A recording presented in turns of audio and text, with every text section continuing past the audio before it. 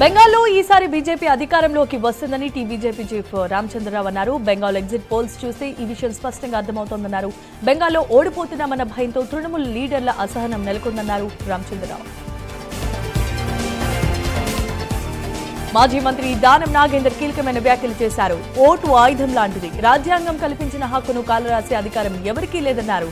పశ్చిమ బెంగాల్ ఎన్నికల్లో ఏకంగా పోలింగ్ కేంద్రాల్లోనికి వెళ్లి ఓట్లను తారుమారు చేసే పరిస్థితి వచ్చిందంటే దేశం ఎట్టిపోతుంది అంటూ ప్రశ్నించారు ఆయన. అలాగే తాను ఎంపీగా ఓడిపోవటానికి కారణం ఓటు చోరీని అంటూ ఆరోపణలు చేశారు.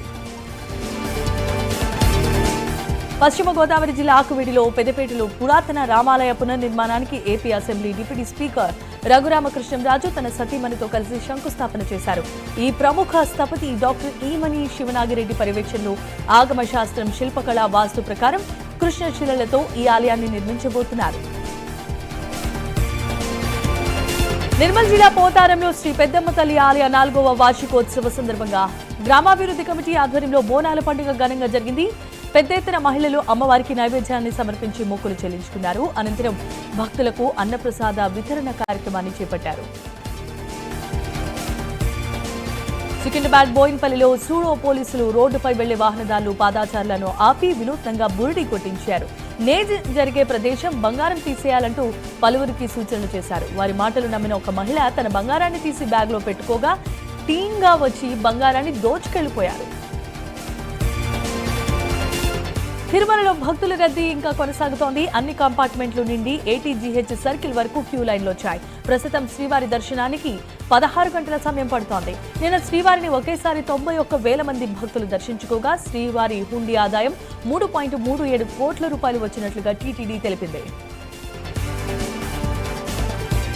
ఇంటర్నేషనల్ సండే సందర్భంగా దేశ రాజధానిలో ఢిల్లీలో రన్ ఫర్ సన్ కార్యక్రమాన్ని నిర్వహించారు. Renewable energy secretary Santosh Kumar Sarangi జెండా ఊపి రన్ ఫర్ సన్ ను ప్రారంభించారు. సముద్ర గర్భంలో భారీ జాతీయ జెండాను ఆవిష్కరించి అండమాన్ నికోబార్ యాంత్రాంగం గిన్నీస్ రికార్డును సాధించింది. స్వరాజ్ దీవిలో రాధానగర్ బీచ్ దీనికి వేదికైంది. 6,040 మీటర్ల త్రివర్ణ పతాకాన్ని నౌకాదళం, తీరరక్షక దళం, అటవీ, పోలీసు సిబ్బంది కలిసి విజయవంతంగా సముద్ర నీటి అడుగున ఆవిష్కరించారు. నేడు అహ్మదాబాద్ వేదికగా గుజరాత్ టైటాన్స్ తలపడబోతోంది. వరుస విజయాలతో జోరు మీదున్న పంజాబ్ కింగ్స్ గత మ్యాచ్లో రాజస్థాన్ చేతిలో చిత్తుగా ఓడిపోయాయి. బ్యాటింగ్ పరంగా పంజాబ్ భీకరంగా దాడి చేసింది. బౌలింగ్లోనే కాస్త వీక్ కనిపిస్తోంది. పంజాబ్ బౌలింగ్ యూనిట్ ధారాళంగా పరుగులు సమర్పిస్తోంది. సంఘర్షణ ముగించేందుకు అమెరికా నుంచి వచ్చిన 9 పాయింట్లకు స్పందనగా ఇరాన్ 14 పాయింట్లతో తాజా ప్రతిపాదనలు తెరపైకి తీసుకొచ్చింది. ఇందులో లెబనాన్తో సహా అన్ని విధాలుగా యుద్ధాన్ని ముగించాల్సిందిగా టెహరాన్ పిలుపునిచ్చింది. అయితే అమెరికా ప్రతిపాదించిన కాల్పుల విరమణ పొడిగింపును ఇరాన్ తిరస్కరించింది. తాత్కాలిక సంధికి బదులు 30 రోజుల్లో యుద్ధం శాశ్వతంగా ముగించేలా సమగ్రమైన పరిష్కారాన్ని కోరింది.